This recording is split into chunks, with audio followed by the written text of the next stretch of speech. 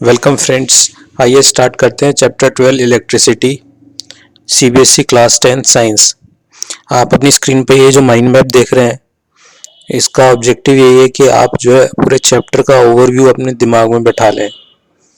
ठीक है, आइए इसको जो है थोड़ा जूम करके देख लेते हैं। ये देखिए, इस चैप्टर में हम क्या क्या पढ़ने वाले हैं। सबसे पहले तो हम जानेंगे what is electric current and circuit. ठीक है, उनके फार्मूलाज, एग्जांपल्स ये देखेंगे। और सर्किट डायग्राम कैसे बनता है, इसके बारे में क्या क्या चीज़ें होती हैं उसमें ये जानेंगे। और electric potential and potential difference के बारे में जानेंगे। हीटिंग इफेक्ट ऑफ करंट ये देखेंगे। ओम्स लॉ ये देखेंगे क्या होता है, उसका फार्मूला कैसे डिराइव होता है। और साथ ही हीटिंग इफेक्ट ऑफ करंट में उसके कुछ एप्लीकेशंस हैं, वो हम देखेंगे कहाँ कहाँ यूज़ होते हैं। राइट, और उसके बाद ये इम्पॉर्टेंट है रेजिस्टेंस, ये किन किन फैक्टर्स पे डिपेंड करता है, वो जानेंगे। ये एग्ज़ाम पॉइंट ऑफ व्यू से काफ़ी इम्पॉर्टेंट है। रेजिस्टर इन सीरीज़, इस पे ये इक्वेशन कैसे डिराइव होती है जानेंगे। और भी कई फार्मूले हैं वो देखेंगे, हम इसमें एग्जांपल्स करेंगे। रेजिस्टर इन पैरेलल, इसके बारे में जानेंगे। और एंड में इलेक्ट्रिक पावर क्या होती है, ये फार्मूला कैसे डिराइव होता है। और इलेक्ट्रिकल एनर्जी क्या होती है, ये सब कुछ जानेंगे इस चैप्टर में। आइए स्टार्ट करते हैं। तो what is electric current. Electric current होता क्या है। इलेक्ट्रिक करंट कुछ नहीं, खाली फ्लो ऑफ इलेक्ट्रॉन या आयंस को हम बोल देते हैं कि ये इलेक्ट्रिक करंट है। तो जहाँ पे भी किसी वायर में या कंडक्टिंग वायर में इलेक्ट्रॉन्स फ्लो करते हैं, तो इसका मतलब वहाँ पे करंट जो है चल रहा है, करंट है उस वायर में। और इसका फार्मूला होता है Q अपॉन टी, के एक यूनिट टाइम में कितना Q इज चार्ज। चार्ज मतलब नंबर ऑफ इलेक्ट्रॉन, या कितना चार्ज जो है उस वायर से ऑन ए गिवन टाइम उस यूनिट एरिया में कितना चार्ज जो है पास किया है, पास थ्रू किया है, तो उसी को करंट कहते हैं। तो फॉर्मल डेफिनेशन आपके सामने लिखी है। Refers to the amount of charge flowing through a particular area in unit time, और it is the rate of flow of electric charges. और इसको आई से डिनोट करते हैं, करंट को आई से डिनोट करते हैं। उसका फार्मूला है Q अपॉन टी। Q है चार्ज, चार्ज यानी कि नंबर ऑफ इलेक्ट्रॉन्स, या की जगह इसको आयंस में भी ले लेते हैं। और ठीक है, number of electrons into charge of one electron, तो इस Q है ना। तो Q का मतलब है number of electrons into charge of one electron, अगर इलेक्ट्रॉन की बात हो रही है। अगर आयंस की बात हो रही है तो number of ions into charge of one ion. और T, small t is the time in seconds. Right, तो और इसकी आई से डिनोट करते हैं, एसआई यूनिट इसकी एम्पियर है। और Q is the net charge that flows through cross sectional area of conductor in time t। Correct. Coulomb यानी सी से डिनोट करते हैं कूलम को, ये होता है, ये चार्ज की एसआई यूनिट है। ठीक है, और एक कूलम के अंदर इतने सारे इलेक्ट्रॉन्स होते हैं। राइट, एक कूलम चार्ज के अंदर इतने सारे इलेक्ट्रॉन होते हैं। और एक इलेक्ट्रॉन पे जितना चार्ज होता है उससे मल्टीप्लाई कर दें तो इसका एक कूलम का चार्ज निकल आएगा। राइट,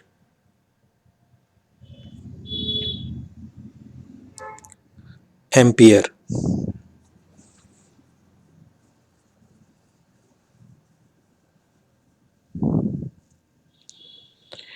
एम्पियर जो है is the unit of current. 1 ampere is equal to the flow of 1 coulomb of charge per second. ठीक है ना, अगर एक कूलम चार्ज यानी कि इतने इलेक्ट्रॉन्स 6 × 10⁸ इलेक्ट्रॉन्स एक सेकेंड में ट्रेवल करते हैं थ्रू गिवन यूनिट एरिया, तो हम उसको बोलेंगे कि ये 1 एम्पियर करंट पास हुआ है। तो 1 ampere is equal to 1 coulomb per second. इसको मेजर करते हैं एम मीटर से, ठीक है। और जो करंट होता है वो पॉजिटिव टर्मिनल, सेल के पॉजिटिव टर्मिनल से नेगेटिव टर्मिनल की तरफ फ्लो करता है, ठीक है।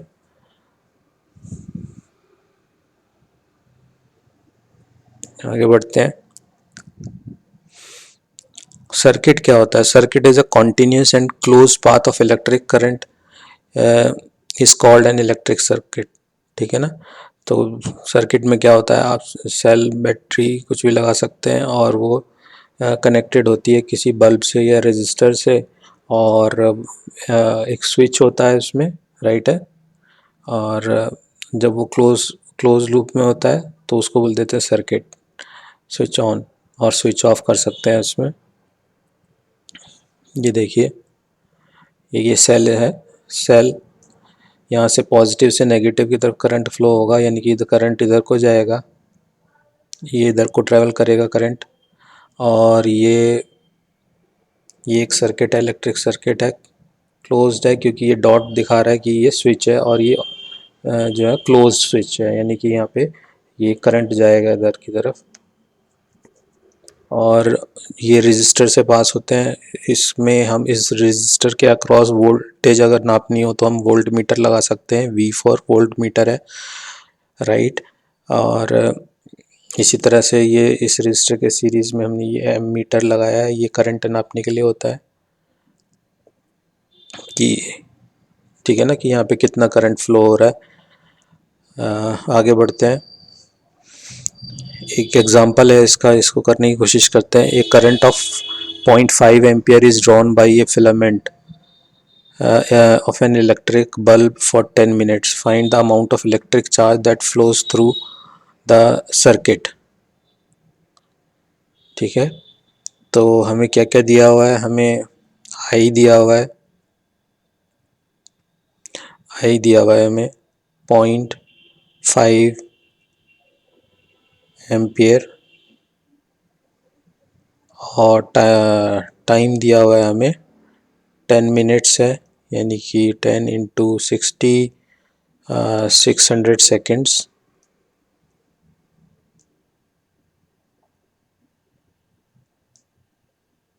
Find the amount of electric charge that flows through the circuit.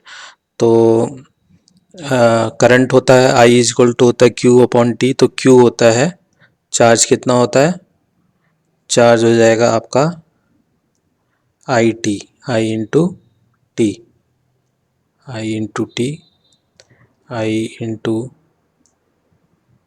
T. तो ये लगभग आ जाएगा 600 इंटू 0.5, तो ये आ जाएगा आपका 300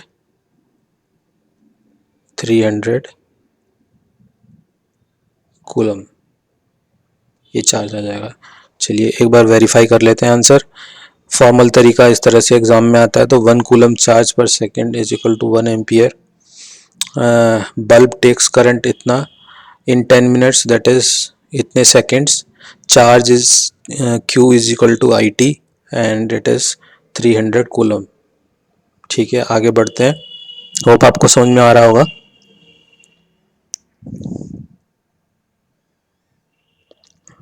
एक और एक्सरसाइज है, इसको करते हैं हम। Calculate the number of electron constituting 1 coulomb of charge.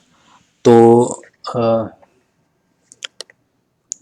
1 coulomb, तो 1 कूलम चार्ज है, यानी कि Q दिया हुआ है हमें, right. Q is 1 coulomb,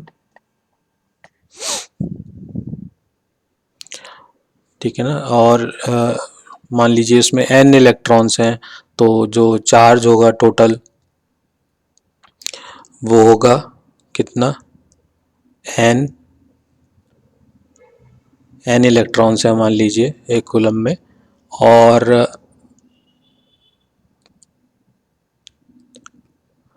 charge on 1 electron, ये आपका एक कूलम में होगा। Number of electrons into charge on 1 electron, तो n बराबर हो जाएगा हमारा, n बराबर हो जाएगा 1 upon charge on 1 electron, right. तो चार्ज ऑफ 1 इलेक्ट्रॉन से डिवाइड कर देंगे तो ये हमारा आंसर निकल के आ जाएगा। देखते हैं, इसमें वेरीफाई करते हैं, ठीक है। ये देखिए, we know that charge on 1 electron जो होता है इतना होता है 1.6 इंटू 10⁻⁻19। तो यहाँ पे E की वैल्यू पुट कर देंगे तो N की वैल्यू निकल आएगी, ठीक है ना। 1 ampere current is equal to Q upon T, और Q चार्ज बराबर होता है नंबर ऑफ इलेक्ट्रॉन इधर, and charge on 1 electron upon T। तो ये यहाँ पे फिर से लिखा हुआ है 1Q is equal to number of electrons into charge on 1 electron, number of electrons N in 1 coulomb is equal to 1 into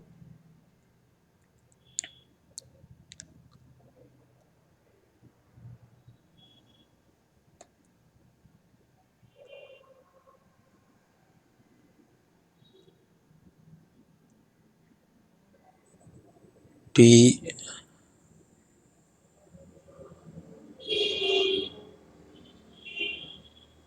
हाँ,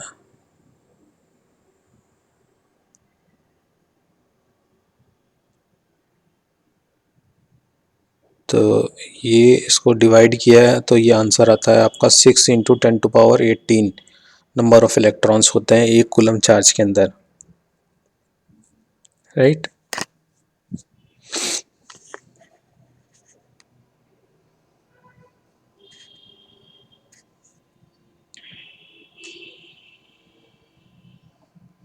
आगे बढ़ते हैं, what is electric potential and potential difference, ठीक है।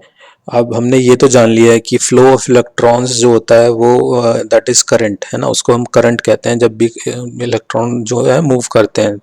लेकिन ऐसा क्या होता है कि इलेक्ट्रॉन क्यों मूव करेंगे, अपनी जगह पे क्यों नहीं रहते हैं, क्यों वो वायर में एक जगह से दूसरी जगह जाते हैं ट्रैवल करके, पूरे सर्किट में क्यों घूमते हैं, वो ऐसा क्या हो रहा होता है।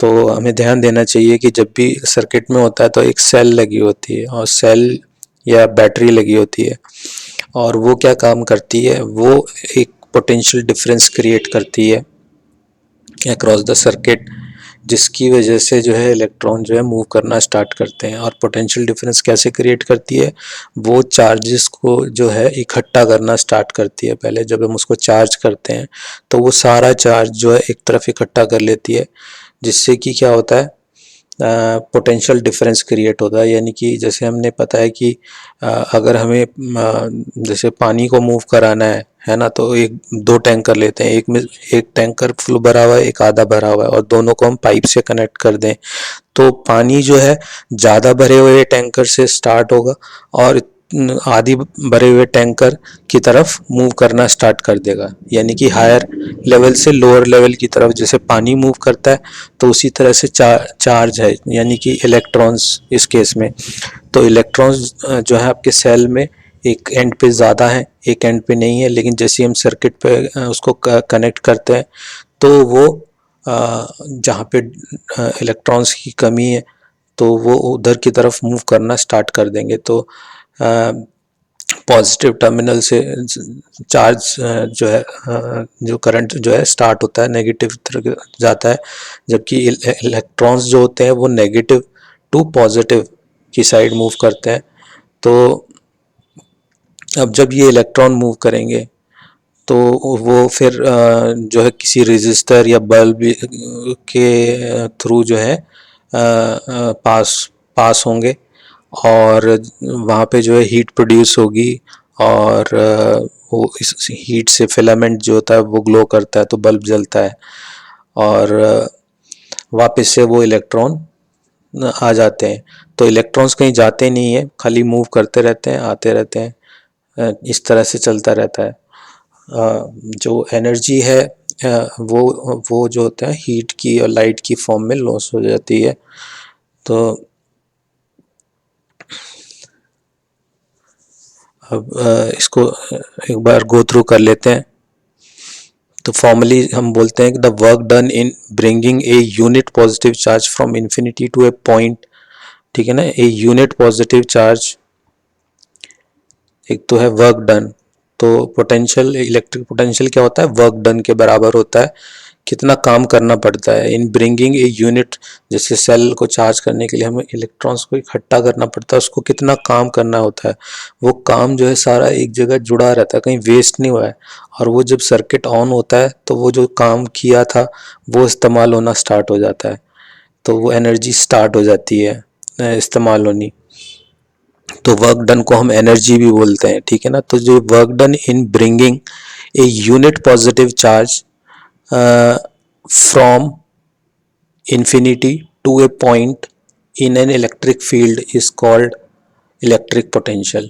तो इसको आप याद कर लीजिए डेफिनेशन को, वर्क डन इसका की पॉइंट की वर्ड है, ठीक है ना, unit positive charge from infinity to a point in electric field. तो वर्क डन को हमेशा ध्यान में रखना है, electric potential is work done in bringing a unit positive charge, ठीक है। Electric potential refers to the concentration of charges at a point. तो जितनी ज़्यादा कंसंट्रेशन होगी चार्जेस की किसी पॉइंट पे, उतना ज़्यादा वहाँ पे इलेक्ट्रिक पोटेंशियल क्रिएट हो जाएगा, ठीक है। Electric potential this can be increase by bringing charges eight that point, ठीक है, जितने ज़्यादा चार्ज लाएंगे उतना इंक्रीज होता जाएगा। और the work is stored as electric potential at that point, ये जो वर्क हम कर रहे हैं वो एज स्टोर्ड रहता है as electric potential at that point. The electric potential is measured in volts, volts में हम इसको नापते हैं, इसका सिंबल वी, कैपिटल वी, ठीक है ना।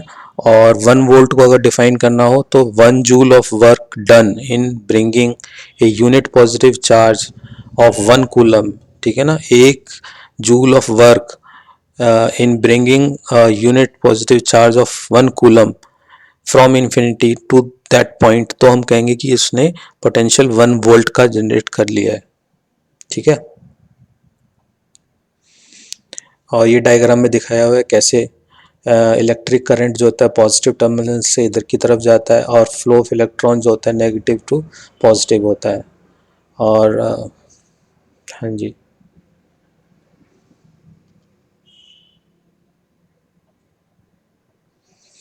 कुछ और चीज़ें हैं जो इलेक्ट्रिक पोटेंशियल पोटेंशियल डिफरेंस के बारे में जाननी चाहिए। जैसे कि हमने डिस्कस किया था, इलेक्ट्रिक पोटेंशियल डिफरेंस जब क्रिएट हो जाता है तो वही जो है causes that causes charge to flow, उसी की वजह से इलेक्ट्रॉन्स फ्लो करते हैं। दिस डिफरेंस ऑफ पोटेंशियल में be produce by a battery, ये भी हमने ऑलरेडी डिस्कस किया हुआ है। ये जो डिफरेंस है पोटेंशियल का, ये कौन प्रोड्यूस करता है, बैटरी, कंसिस्टिंग ऑफ वन और मोर इलेक्ट्रिक सेल्स होते हैं। The chemical action within the cell generates the potential difference across the terminal of the cell। तो सेल के अंदर क्या होता है, केमिकल रिएक्शन होती है ना, तो उसी की वजह से जो होता है चार्ज जो है इकट्ठा हो जाता है एक जगह पे और पोटेंशियल डिफरेंस क्रिएट हो जाता है across the terminal of the cells. The potential difference set the charges in motion in the conductor and produce an electric current। तो यही पोटेंशियल डिफरेंस जब जनरेट होता है तो इससे जो होता है इलेक्ट्रिक करंट, इलेक्ट्रॉन मूव करना स्टार्ट कर देते हैं और कंडक्टर से जब वो पास होते हैं तो उसमें करंट, जो हम बोलते हैं कि करंट फ्लो कर रहा है, राइट। तो ये पॉइंट हो गया है। Electric potential difference between two points in an electric circuit carrying some current at as the work done to move a unit charge from one point to another is given by V, ठीक है ना। तो V तो हमने बोला ही था, potential क्या होता है, वर्क डन होता है per unit charge, W upon Q,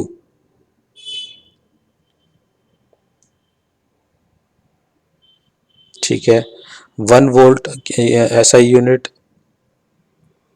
is the potential difference between 2 points in a current carrying conductor when 1 joule of work is done to move a charge of 1 coulomb from one point to the other। जब 1 joule का work हम करते हैं in moving एक coulomb charge को move कराने के लिए, तो हम बोलते हैं कि उसका पोटेंशियल जो है 1 वोल्ट हो गया है। ये भी हम डिस्कस कर चुके हैं।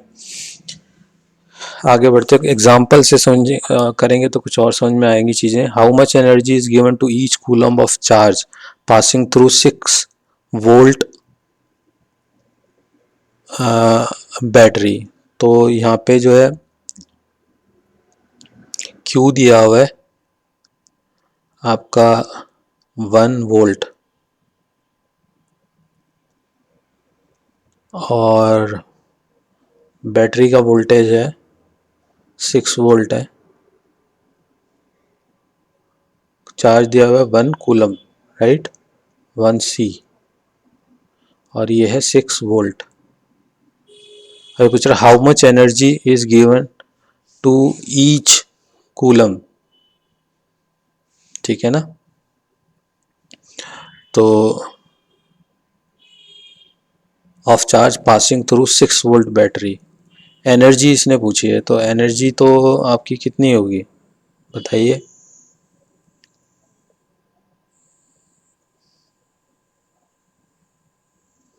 तो जैसे हमने पता है कि work done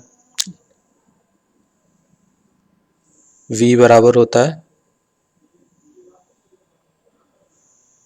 amount of work done W, ये फार्मूला हमने देखा था अभी, ठीक है। और अब ये थॉट प्रोसेस ऐसे चलना चाहिए, दो चीज़ें दी हुई हैं और हमसे पूछा है कि भाई वर्क डन, अब वर्क डन किस फार्मूले में आता है, ये देखिए इसमें आता है work done per unit charge, ठीक है ना।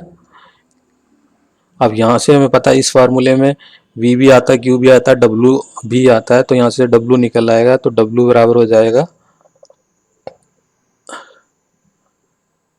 VQ। तो पोटेंशियल आपको पता ही है 6 वोल्ट की बैटरी है और 1 कूलम चार्ज है।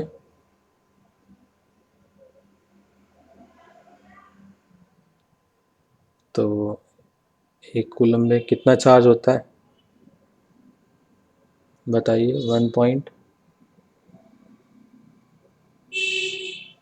हमने पढ़ा था 1 कूलम चार्ज बराबर होता है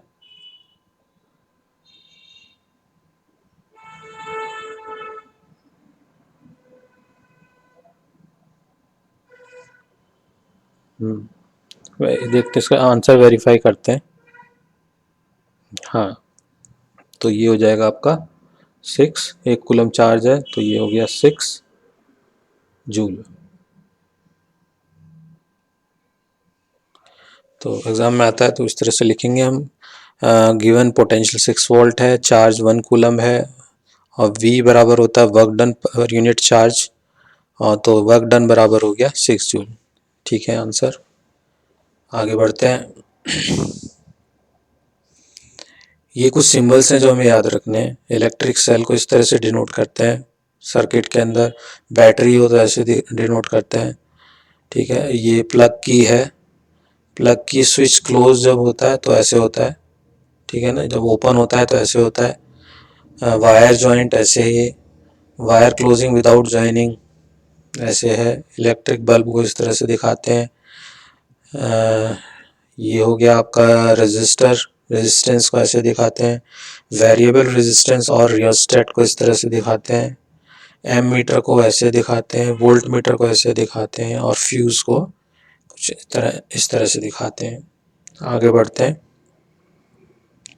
ओम्स लॉ, ओम्स लॉ क्या कहता है? ओम्स लॉ कहता है कि जैसे जैसे हम पोटेंशियल बढ़ाते हैं किसी सर्किट में, जो सेल्स को बढ़ाते हैं, यानी किसी बैटरी में एक सेल थी उसको डबल कर देते हैं, यानी कि 2 सेल लगा देते हैं, तो करंट तो बढ़ता है, ठीक है ना। जैसे जैसे हम सेल्स बढ़ाते हैं, नंबर ऑफ सेल्स बढ़ाते हैं, तो करंट बढ़ता है सर्किट में। लेकिन जो V अपॉन आई यानी कि जो पोटेंशियल है सेल का, टोटल पोटेंशियल V अपॉन आई जो रहता है वो हमेशा कांस्टेंट रहता है।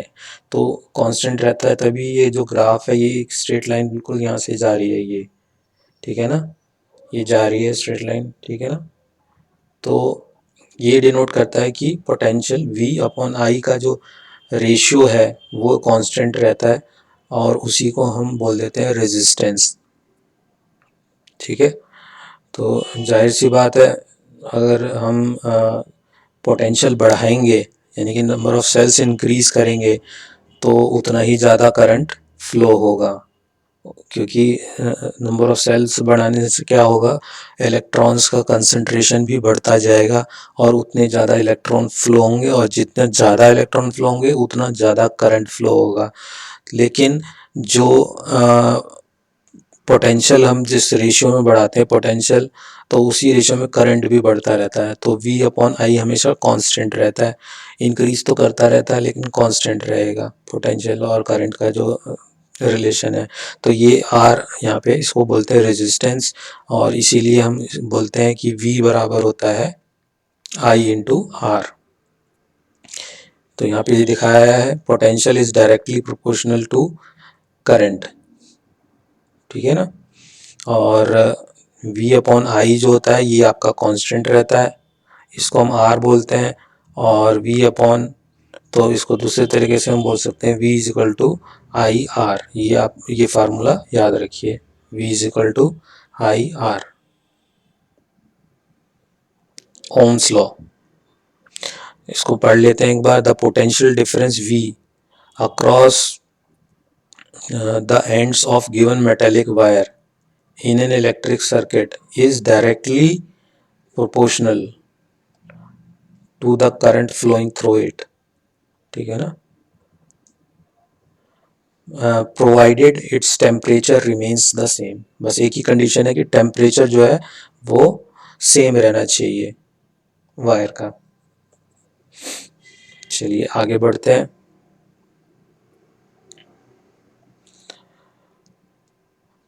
रेजिस्टेंस की formal, it is the property of a conductor to resist the flow of charge through it. तो रेजिस्टर की रेजिस्टेंस की फॉर्मल डेफिनेशन है, एक तरह की प्रॉपर्टी होती है कंडक्टर की to to restrict the flow of charge through it. यानी कि कोई वायर ले ली तो उसके अंदर कितनी कैपेसिटी है कि वो अपने अंदर से करंट को गुजरने ना दे। तो ये हर मेटल की अलग अलग होती है, ठीक है ना। किसी कोई आसानी से पास करने देता है करंट को अपने थ्रू से, और कोई नहीं करने देता है पूरी अच्छी तरह से, और कोई बिल्कुल भी नहीं करने देता है, ठीक है। तो उसी को रेजिस्टेंस कहते हैं। एसआई यूनिट इसको जो मेजर करने की है वो ओम है, याद रखिएगा। और जैसे हमने भी पढ़ा था V equal to I R होता है, तो R का फार्मूला ये बन जाएगा उसी से, R equal to V upon I भी होता है। और 1 ओम अगर हम बोलेंगे तो इसका मतलब है कि 1 वोल्ट की बैट सेल हमने लगाई है, और 1 एम्पियर अगर करंट पास हो रहा है तो हम बोलेंगे कि इस जो रेजिस्टेंस है इसका वो 1 ओम है वायर का, ठीक है ना।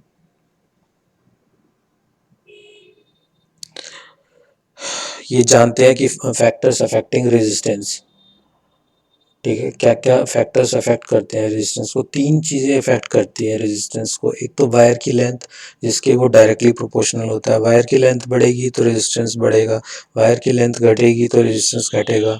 दूसरी चीज़ होती है area of cross section of wire.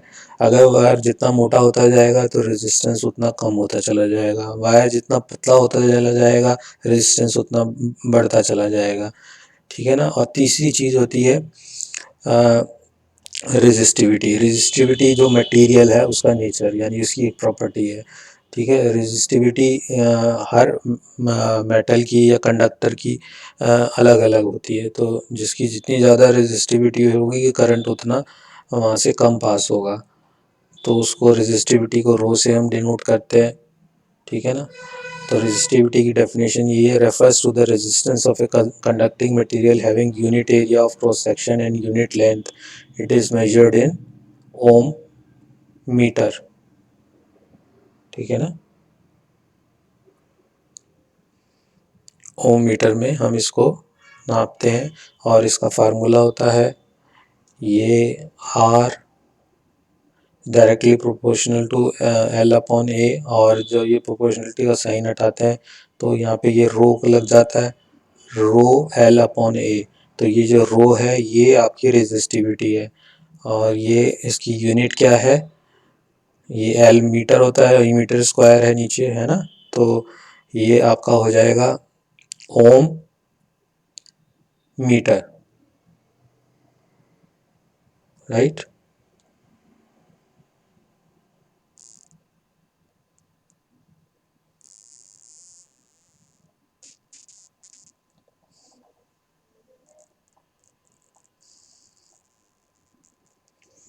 ये क्वेश्चन है, इसको करने का ट्राई करते हैं। The resistance of 1 metre of copper wire is 6 ओम।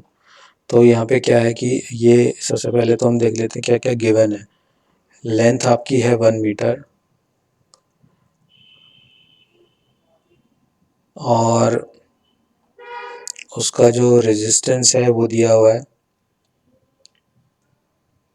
6 ओम का रेजिस्टेंस है कॉपर वायर का।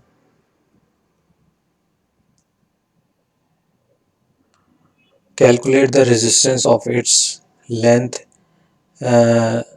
If its length is 70 centimetre. तो इसको L1 मान लेते हैं और इसको R1 मान लेते हैं। तो मान लेते हैं कि जब उसकी लेंथ 70 मीटर होगी तो उसका रेजिस्टेंस R2 होगा, जो हमें फाइंड आउट करना है। ठीक है, और इसकी लेंथ जो है वो आपकी L2 वो बराबर है 70 सेंटीमीटर के, यानी कि 0.7 मीटर के, 7 मीटर के। तो हमने जैसे पढ़ा था कि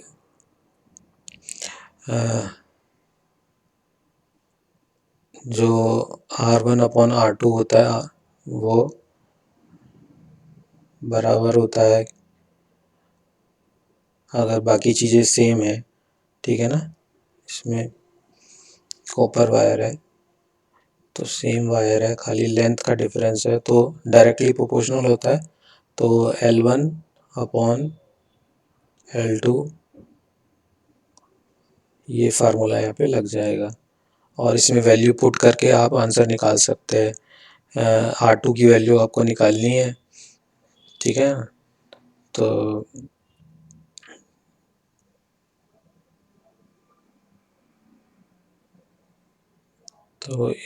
ये बन जाएगा आपका R1 इज 6/R2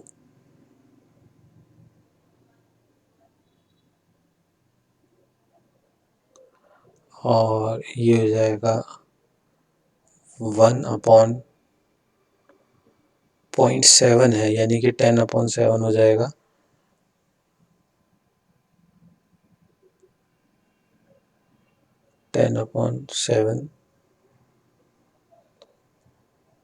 तो इससे जो R2 आएगा वो आ जाएगा 4.2 ओम, ठीक है ना। तो इससे देखने वाली बात यह है कि अगर हमने लेंथ को कम किया है, लेंथ को 1 मीटर यानी कि 100 सेंटीमीटर से घटा के 70 सेंटीमीटर किया, 70 सेंटीमीटर किया, तो आपका जो रेजिस्टेंस है वो भी कम हो जाएगा। पहले वो 6 ओम था इधर, तो ये घट के रह जाएगा 4.2। तो वेरीफाई कर लेते हैं इसको। तो ये देखिए रेजिस्टेंस 6 ओम था, L1 1 मीटर है, L2 0.7 मीटर माना, इसको कन्वर्ट कर लिया मीटर में, R2 निकालना है। तो ये इस तरह से 4.2 ओम इसका आंसर है। चलिए आगे बढ़ते हैं। Resistors in series. अब रेजिस्टेंस को हम जो है सर्किट में जब अरेंज करते हैं तो दो तरह से कर सकते हैं, एक तो सीरीज में और एक पैरेलल में। आइए देखते हैं पहले सीरीज में हम किन किन बातों का ध्यान रखते हैं। तो रेजिस्टेंस सीरीज में जो होते हैं एंड टू एंड अरेंज होते हैं। जैसे ये एक रेजिस्टेंस है, इसके जस्ट बाद दूसरा स्टार्ट हो जाएगा और फिर तीसरा स्टार्ट हो जाएगा, ठीक है ना। और जो ये करंट पास होता है इधर से, जो ये करंट पास होता है वो इस रेजिस्टेंस से भी जाएगा और सेम करंट इससे भी जाएगा और सेम करंट इससे भी जाएगा। ये बात ध्यान में रखने वाली बात है। यहाँ से भी आई पास होगा, यहाँ से भी आई ही पास होगा और यहाँ से भी आई पास होगा। क्यों? क्योंकि अब इलेक्ट्रॉन ऐसा तो नहीं है जब यहाँ पे जाएगा, ठीक है, तो आपका कहीं गायब हो जाएगा इलेक्ट्रॉन। जो जो जो इलेक्ट्रॉन इधर से गए हैं वही इलेक्ट्रॉन इधर से भी जाएंगे और वही इलेक्ट्रॉन इधर से भी जाएंगे, तो करंट तो उतना ही पास होगा तीनों से। तो आई हमेशा सेम रहता है सीरीज में। और अगर हम इंडिविजुअल इन पे वोल्ट मीटर लगा के देखते हैं, R1 R2 और R3 पे वोल्टेज नापते हैं, भाई यहाँ पे टोटल वोल्टेज सेल की थी मान लो V, ठीक है ना। तो आप देखते हैं कि इंडिविजुअली वोल्ट मीटर लगा के देखते हैं कि वोल्टेज पे क्या फ़र्क पड़ता है जब करंट पास होता है। तो हम देखेंगे कि वोल्टेज बराबर IR1 होगा, क्योंकि रेजिस्टेंस अलग है, करंट सेम है, तो वोल्टेज V1 आएगी, इसकी V2 आएगी, इसकी V1 V2 और ये V3। वोल्टेज जो है तीनों रजिस्टर्स के अक्रॉस जो है अलग अलग है। और जो ओवरऑल वोल्टेज होगी वो हम ऑब्जर्व करते हैं, जो ओवरऑल वोल्टेज होती है वो बराबर होती है V1 plus V2 plus V3 के, ठीक है। तो इसको अब आगे पढ़ते हैं। The current is the same in every part of the circuit और the same current through each resistor. तो हर रजिस्टर से सेम करंट पास होता है। That the total potential difference across a combination of resistors in series equal to the sum of the potential difference across the individual resistors। ये observation हमने ली है क्या, कि टोटल जो वोल्टेज है, जो सेल की या बैटरी की जो वोल्टेज है वो बराबर होगी individual sum of individual voltages of individual resistors V1 plus V2 plus V3 के, ठीक है ना। और अगर हम इसमें R1 R2 R3 इसको इक्विवेलेंट रजिस्टर से इनके इक्विवेलेंट रजिस्टर से रिप्लेस करना चाहें तो जिसका रेजिस्टेंस RS है, मान लीजिए R सिंगल, ठीक है, तो ये वोल्टेज जो होगा वो हो जाएगा IRS, राइट।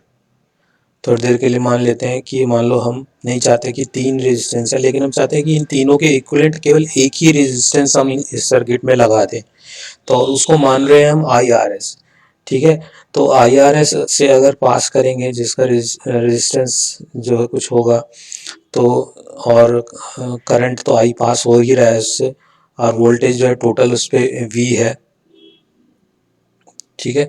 तो हम ये देखते हैं कि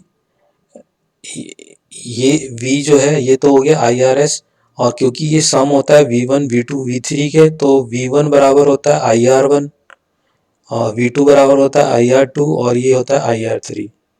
अब इसमें से I कॉमन ले लेंगे तो हमारा जो रेजिस्टेंस है, इक्विवेलेंट सिंगल रेजिस्टेंस है, वो बराबर होता है R1 R2 और R3 के। तो सीरीज में जो है इसलिए जो रेजिस्टेंस होता है वो सबसे ज़्यादा होता है जब हम सीरीज में अरेंज करते हैं रेजिस्टर्स को, तो आपका रेजिस्टेंस सबसे ज़्यादा होता है, हाईएस्ट होता है। होप ये क्लियर होगा। अगर आपको क्लियर ना हो तो आप मेरे को मेल भी कर सकते हैं, जो जिसके डिटेल्स मैं आपको एंड ऑफ द वीडियो में दे दूंगा। और साथ में हम चैनल को आप सब्सक्राइब कीजिए। हम इसमें जो है आपका NCERT की सॉल्व्ड क्वेश्चन आंसर्स भी डालेंगे। चलिए आगे बढ़ते हैं। ये एक एक्सरसाइज करने की कोशिश करते हैं। Calculate the potential difference across 5 ohm resistor, ठीक है ना। अब ये सीरीज में है तो करंट तो I पास होगा तीनों से, ठीक है जी, करंट I पास होने वाला है, और इन्होंने पोटेंशियल डिफरेंस पूछा है, तो वो इसके थ्रू जो होगा वो क्या होगा, वो होगा, मान लीजिए 5 ओम के 3 V3 है, तो वो होगा करंट, मान लीजिए I पास हो रहा है, तीनों से करंट तो I पास होगा क्योंकि सीरीज में लगे हैं, और रेजिस्टेंस जो इसका 5 ओम दिया हुआ है। तो माइंड जो थॉट प्रोसेस है आपका, सोच जो इसी तरीके से चलनी चाहिए कि यहाँ पे क्या आएगा। उसने पूछा इसके अक्रॉस पूछा है, तो हमें पता है कि इसके across V3 is equal to IR होता है, और I हमें नहीं पता है लेकिन R की वैल्यू हमें पता है, और इसमें किसी तरह से अगर हम I की वैल्यू निकाल लेंगे तो हमारा आंसर भी निकल आएगा। और I की वैल्यू, और इसमें गिवन क्या है, V इसमें ऑलरेडी गिवन है, ये जो सेल लगी है 3 वोल्ट की है, ठीक है। तो I बराबर होता है, I बराबर कितना होता है, I बराबर होता है V upon R,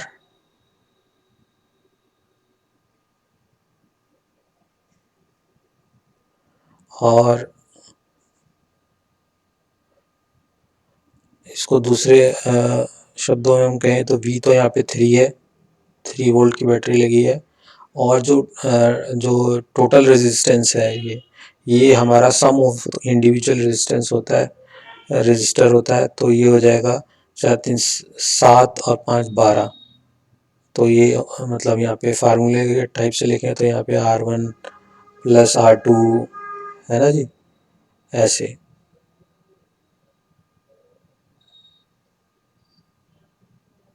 plus R3,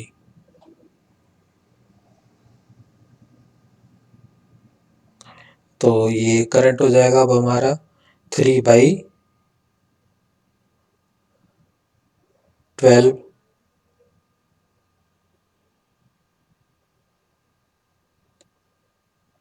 यानी कि 0.25 एम्पियर। और इसकी वैल्यू अगर हम यहाँ पे रख दें 0.25, ठीक है,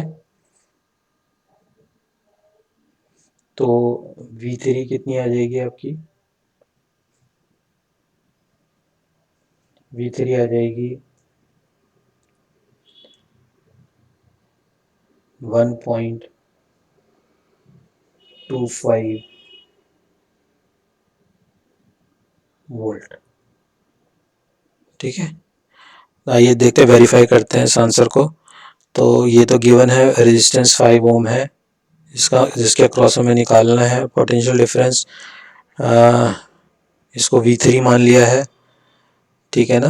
we know V3 across 5 ohm equal to current through it, इसके थ्रू जितना करंट जा रहा है इनटू इट्स रेजिस्टेंस, ठीक है ना। करंट थ्रू 5 ओम रजिस्टर कितना है, cell potential upon total resistance of the circuit.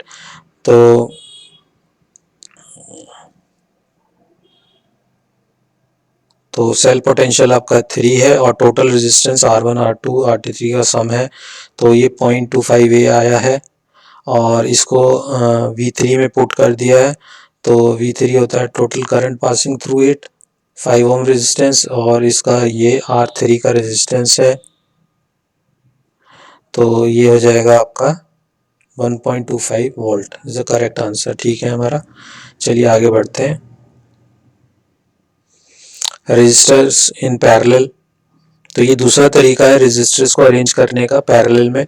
Parallel में देखिए क्या होता है कि यहाँ से ये करंट पास हुआ है, करंट पास हुआ है, जब यहाँ पे आता है करंट, अभी यहाँ पे डिवाइड हो जाता है। क्यों, क्योंकि ये वायर ही यहाँ से 3 हिस्सों में डिवाइड हो गया है, एक इधर जा रहा है, एक इधर जा रहा है, एक इधर जा रहा है। तो इलेक्ट्रॉन्स, कुछ इलेक्ट्रॉन्स इधर जाएंगे, कुछ इधर जा रहे हैं, और कुछ इधर जाएंगे। तो इलेक्ट्रॉन्स और इलेक्ट्रॉन्स जो है बिखर जाएंगे एक तरह से।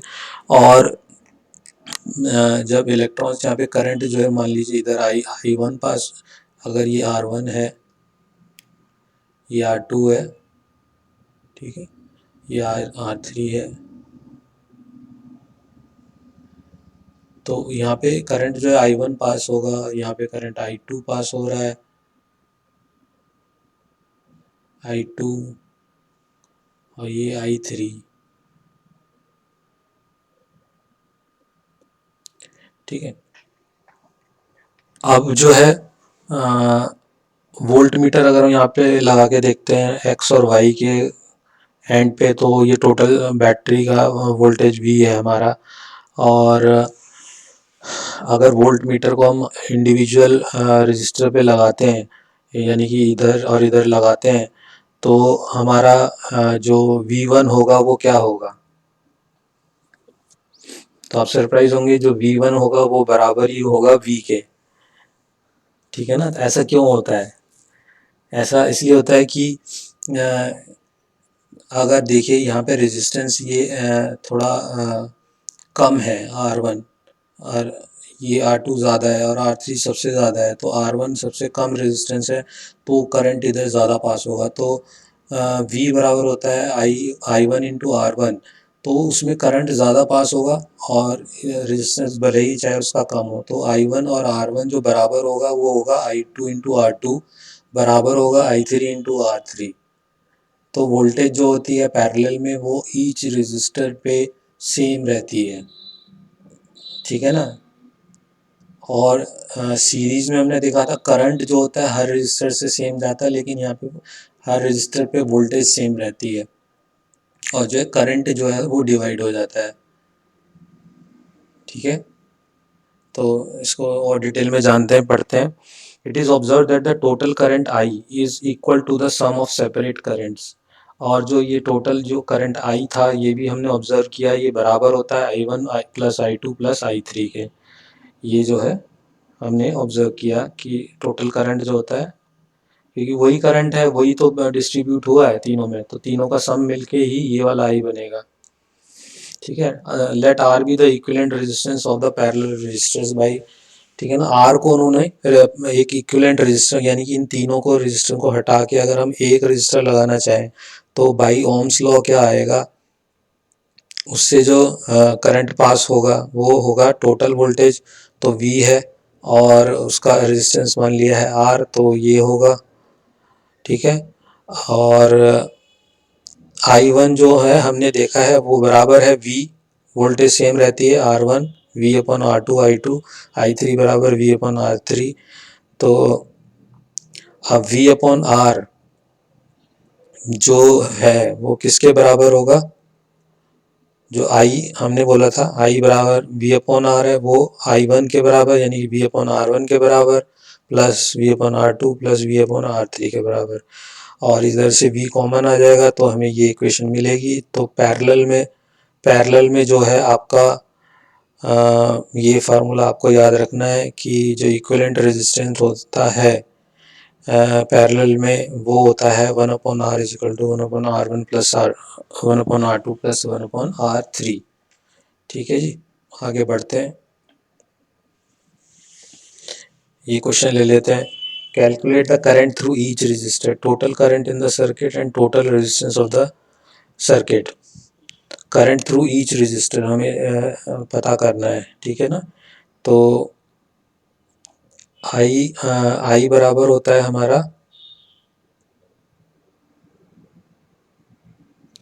लेट, है ना। तो ये मान लेते हैं हमारा R1 R2 और R3 है। तो I1 कितना होगा आपका, वोल्टेज तो आपका सेम ही रहता है, तो वोल्टेज है 12 वोल्ट V अपॉन, और R है आपका 30,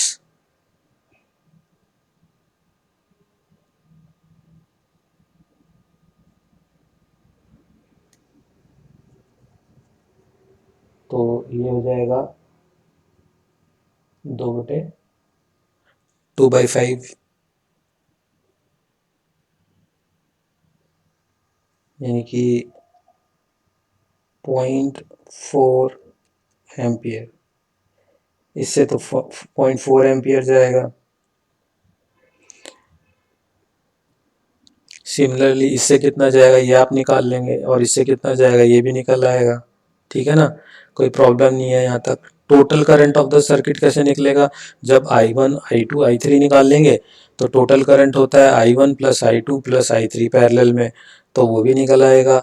और total resistance of the circuit कैसे निकलेगा, वो होता है 1 upon R equal to 1 upon R1 plus 1 upon R2 और R3। इस तरह से आंसर आपके तीनों निकल जाएंगे। एक बार देख लेते हैं इसका सॉल्यूशन, कोई मुश्किल नहीं है और समझ भी लेते हैं। ये देखिए गिवन है R1 R2 R3 गिवन है, वोल्टेज आपको 12 वोल्ट दी हुई है। I1 जो है ये 0.4 एम्पियर निकल के आ गया है, I2 आपका ये निकल के आ गया, I3 निकल के आ गया ये, और टोटल करंट आ गया है आपका इस तरह से 3 एम्पियर। पैरेलल में हमें पता है कि टोटल करंट होता है जो यहाँ से पास हुआ था वो टोटल करंट था I, ठीक है ना। और यहाँ पे क्या था I1 राइट, I2 I2 और ये I3।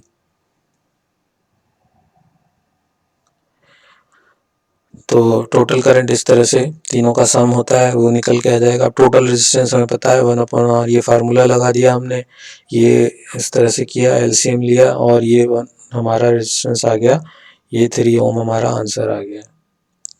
तो होप आपको क्लियर होगा। एक और क्वेश्चन लेते हैं, चलिए। ये पिक्चर गलत है यहाँ पे, इसमें बताना है simply what is the highest and lowest total resistance that can be secured by combination of 4 coils of resistance. 4 coils of resistance हैं, उनका आर दिया हुआ है और मैं हाईएस्ट पूछा है, हाईएस्ट सीरीज में होता है, तो हाईएस्ट तो सिंपल हो जाएगा 4 + 8 प्लस, है ना। सीरीज में हमें पता है कि ये होता है are is equal to R1 + R2, इस तरह से।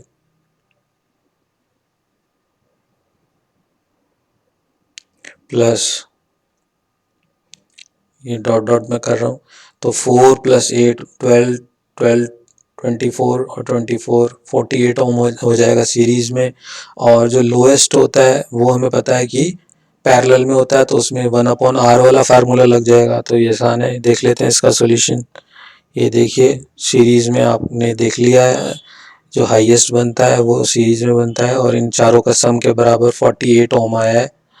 और जो लोएस्ट रेजिस्टेंस होता है वो पैरेलल कॉम्बिनेशन में बनता है, और इसका जो आंसर निकल के आएगा जब इसमें वैल्यूज पुट करेंगे तो ये आता है आपका 2 ओम। तो हाईएस्ट रेजिस्टेंस हो गया 48 ओम और लोएस्ट हो गया 2 ओम। चलिए आगे बढ़ते हैं। Heating effect of electric current. तो जब हम करंट पास करते हैं और वो रेजिस्टर से होके गुजरता है तो कुछ जो है ना हीट ज़रूर प्रोड्यूस होती है, और कुछ जो मेटल्स होते हैं उनकी रेजिस्टिविटी इतनी हाई होती है कि वो सारी जो है करंट से हीट ही प्रोड्यूस करते हैं, है ना। तो purely resistive circuit, the source energy continually get dissipated entirely in the form of heat. This refers to the heating effect of electric current। और इसका इस्तेमाल हम कहाँ करते हैं, यानी कि जितना भी आपने करंट पास किया वो सारा जो है आपका डिसिपेट हो जाता है हीट एनर्जी में, यानी कि उसमें हीट निकलती है उससे। वो इस वजह से कि जिस रेजिस्टर्स के थ्रू आप करंट पास कर रहे हो वो उसका रेजिस्टेंस बहुत हाई होता है ना। तो ये हम यूज़ करते हैं इलेक्ट्रिक हीटर में हम यूज़ करते हैं, जहाँ पे कि रेजिस्टेंस बहुत हाई होता है। इलेक्ट्रिक आयरन में हम यूज़ करते हैं। और वर्क डन तो हमें पता ही है कि बराबर होता है वी क्यू के, कि उस चार्ज को पोटेंशियल होता था the work done in moving a unit positive charge from infinity to that point, ठीक है ना। तो और ये जो है टोटल चार्ज है Q, तो ये बराबर होता है W बराबर होता है वी क्यू के, और पावर बराबर होता है वर्क डन अपॉन टाइम। तो ये फार्मूला आ जाएगा V वर्क डन होता है वी क्यू अपॉन टी, और ये फार्मूला निकल के आ जाएगा। पावर बराबर होता है VI, आपको याद रखना है, ठीक है।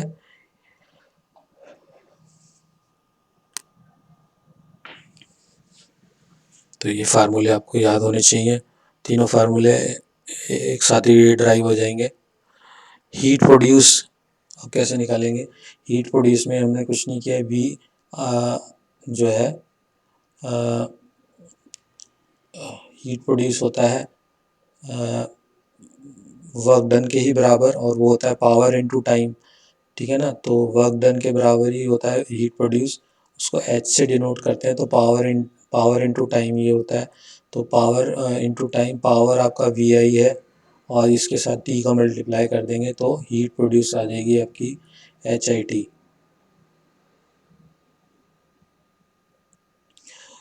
और बाई अप्लाइंग ओम्स लॉ अगर इस पे लगा दें तो जो आपका V है वो हमें पता है IR के बराबर होता है, और तो ये फार्मूला बन जाएगा H बराबर, ठीक है जी, I²RT। एक जूल्स लॉ ऑफ हीटिंग है, इसमें यही बताया है कि heat produce in a resistor is directly proportional to the square of the current for a given resistance, directly proportional to the resistance for a given current directly proportional to the time for which the current flows through the resistor. तो ये joules law of heating है, आपको याद रखना है। आगे बढ़ते हैं, एक क्वेश्चन ले लेते हैं। Compute the heat generated while transferring 96,000 coulomb of charge in 1 hour through a potential difference of 50 volt। ठीक है ना, तो Q दिया हुआ है, इसमें करने की कोशिश करते हैं और थॉट प्रोसेस भी देखते हैं किस तरह से चलता है। 96,000 है,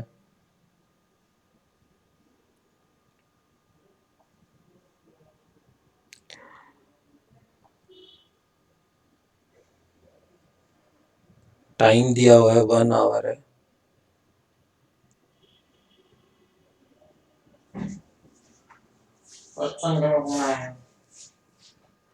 पोटेंशियल डिफरेंस जो है,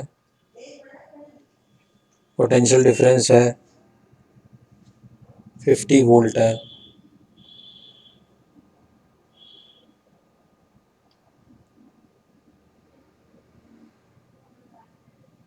राइट, और हमसे हीट पूछी है, तो हीट के अब हमारा थॉट प्रोसेस सुन के हीट के फार्मूले में ये कहाँ कहाँ आते हैं।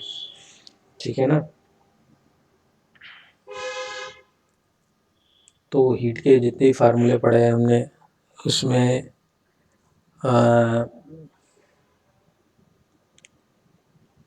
वर्क डन इनटू टाइम है। ठीक है ना, और वर्क डन होता है वी क्यू, तो वी क्यू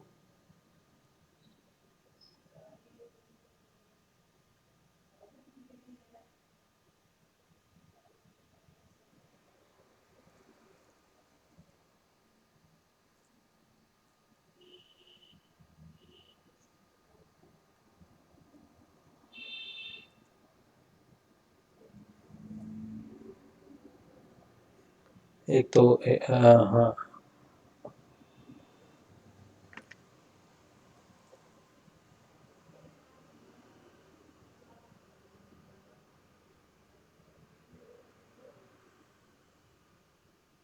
और यहाँ पे शायद है टी, हीट होता है वी आई टी होता है, तो formula, right, V I T,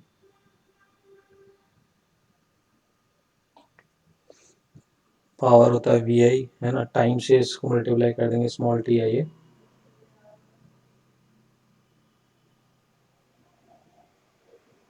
we I T, इससे हमारा काम चलता है क्या, पोटेंशियल दिया हुआ है, करंट हम निकाल लेंगे, टाइम दिया हुआ है, तो हाँ इससे हमारा काम चल जाएगा। तो इसी तरह से आपको थॉट प्रोसेस रखना है कि कहाँ से अब एच का फार्मूला में आई स्क्वायर आर टी भी है, लेकिन वो यहाँ पे अप्लाई नहीं हो पाएगा। ठीक है, तो लेकिन हमें ये पता था हीट जो होता है वो पावर इनटू टाइम होता है, तो पावर वी आई होता है और टाइम ये हो गया, तो फार्मूला वी आई टी बन गया है। क्योंकि यहाँ पे वोल्टेज भी दी हुई है 50 है, करंट भी दिया हुआ है, शायद करंट हम निकाल लेंगे अगर नहीं दिया है, क्योंकि करंट बराबर होता है Q upon T, Q upon T, और टी कट जाएगा तो सीधा करंट ही रह जाएगा, तो ये 96,000 से मल्टीप्लाई हो जाएगा।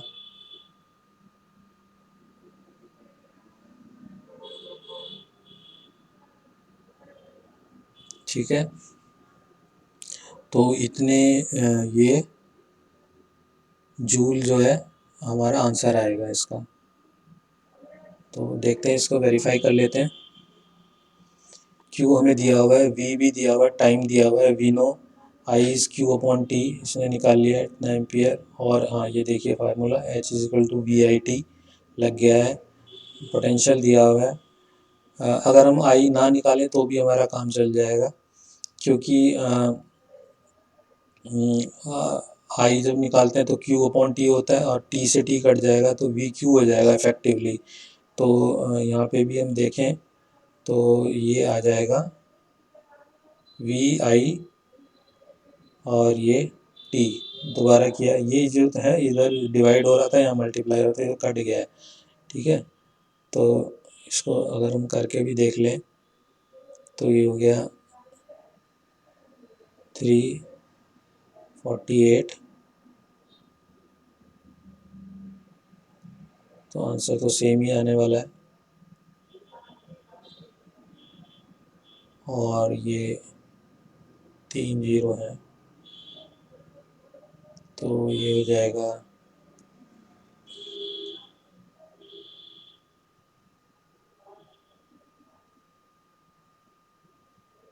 4, ये 48, 5 0 आएंगी, तो 4.8 इंटू 10 टू पावर 6 जूल। ठीक है, तो आंसर हमारा ठीक है। एक और क्वेश्चन लेते हैं। Electric iron of resistance 20 ohm takes a current of 5 ampere, calculate the heat developed in 30 second. अब इधर देखते हैं, रेजिस्टेंस दिया हुआ है, आप भी अपना थॉट प्रोसेस इसमें लगाइए, किस तरह से आप करेंगे तभी ये हो पाएंगे क्वेश्चंस। थॉट प्रोसेस लगाना आ गया आपको तो आप ये न्यूमेरिकल सॉल्व कर पाएंगे। देख के काम नहीं चलता है खाली। करंट जो है इसमें आपका 5 एम्पियर दिया हुआ है, तो एग्ज़ाम में भी अगर आता है तो पहले जो चीज़ें गिवन है वो आप लिख लीजिए और फिर देखिए कौन सा ऐसा फार्मूला है जिसमें वो फिट बैठ जाती हैं। ठीक है, calculate the heat developed in 30 seconds, तो टाइम दिया हुआ है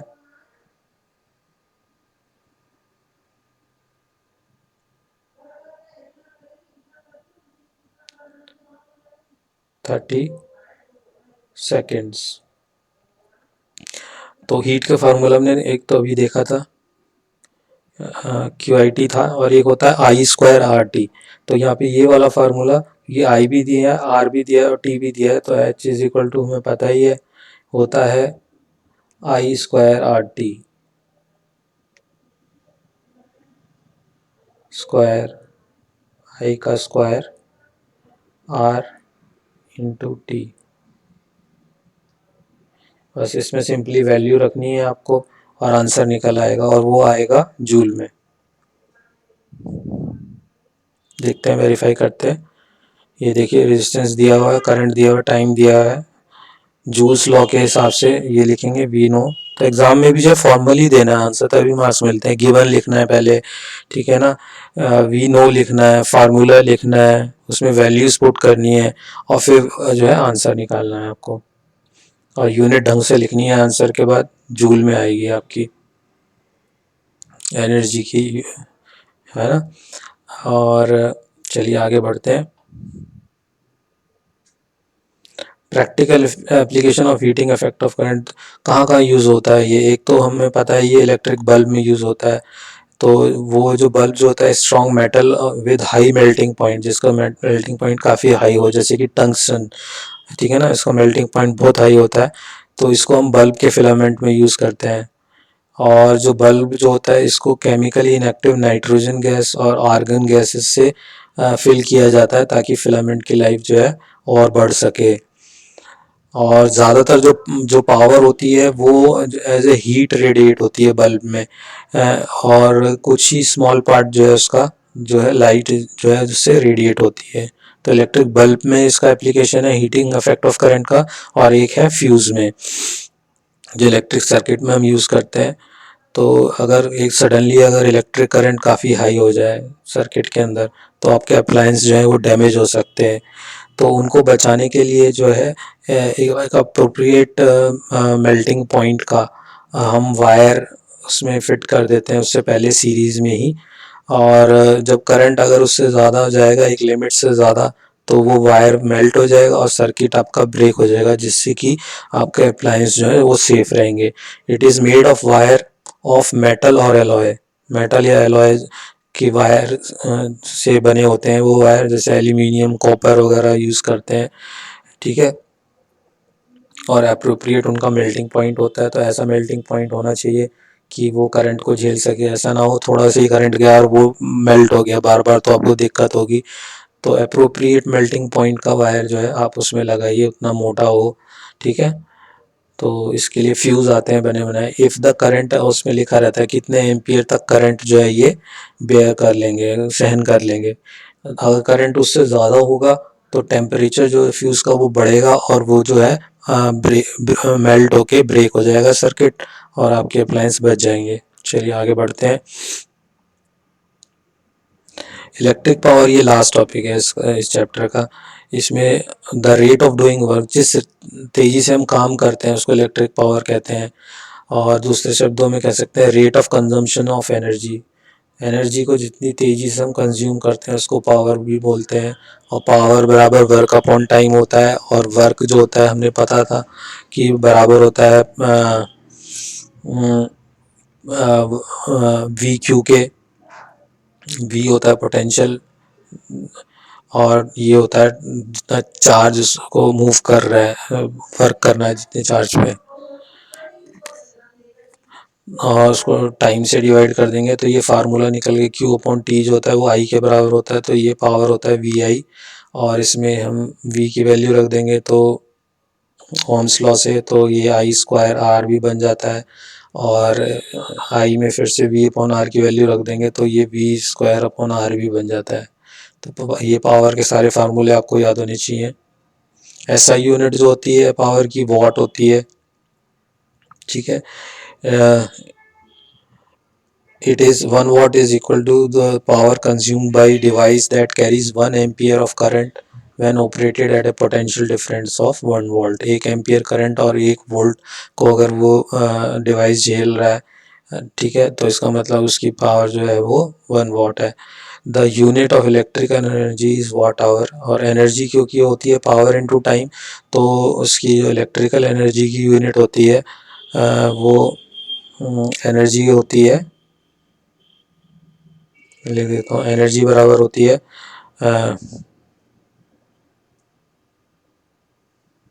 ठीक है, एनर्जी बराबर होती है पावर इनटू टाइम। तो इसकी जो यूनिट हो गई वाट आवर होती है, और कमर्शियल यूनिट जो होती है वो किलो वाट आवर होती है, KWH भी बोल देते हैं, ठीक है। इस पे ये एक एक्सरसाइज है, ये करने की कोशिश करते हैं। Electric motor takes 5 ampere from 220 volt line, determine the power of the motor and the energy consumed in 2 hours। ठीक है ना। तो यहाँ पे करंट दिया हुआ है 5 एम्पियर है, राइट, और वोल्टेज दी हुई है 220 वोल्ट है,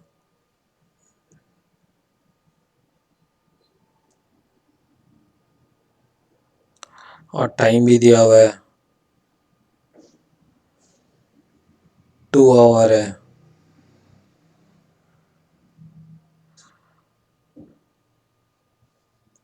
और पावर हमसे पूछी है इसने, ठीक है ना। तो पावर तो हमें पता है क्या होता है, पावर होता है वी आई होता है। तो पावर तो सिंपली निकल आएगी वी आई से। तो ये थॉट प्रोसेस इसी तरह जाना चाहिए कि वी आई दिया हुआ है, देन पावर, इसका फार्मूला सिंपल लगेगा वी आई। तो इससे आपकी वॉट में जो है पावर आ जाएगी। और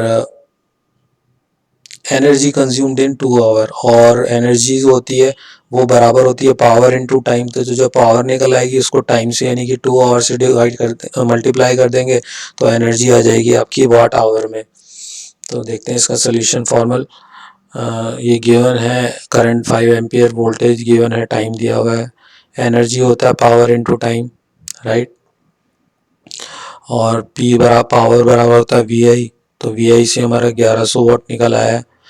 और एनर्जी होती है आपकी again power into time, time 2 hour है। तो हमें पता है एनर्जी को वाट आवर में नापते हैं, तो 2200 वाट आवर इसका आंसर आया है। और कमर्शियल यूनिट में निकालेंगे तो ये आ जाएगा 2.2 किलो वाट आवर।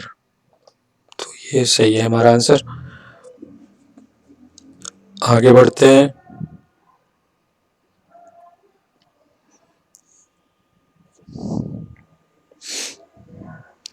तो गाइज, अगर आपको ये वीडियो पसंद आया हो तो आप मेरे चैनल CBSE लर्निंग वर्ल्ड को सब्सक्राइब कीजिए, और कोई आपको दिक्कत परेशानी हो तो आप मुझे ईमेल कर सकते हैं।